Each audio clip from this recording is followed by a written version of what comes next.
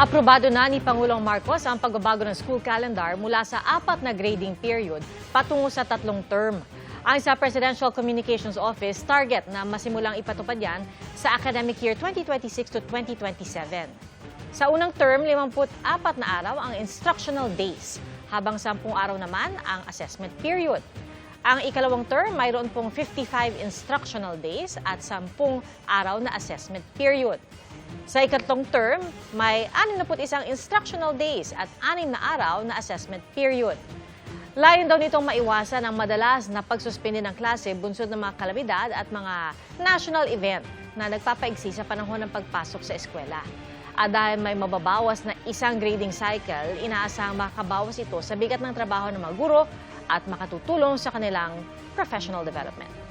Binigyang diin naman ng Pangulo na dapat mapanatili ang 180-day contact period sa pagitan ng mga guro at estudyante. Inatasan din niya ang Education Department na ihanda ang lahat ng mga eskwelahan para sa full implementation.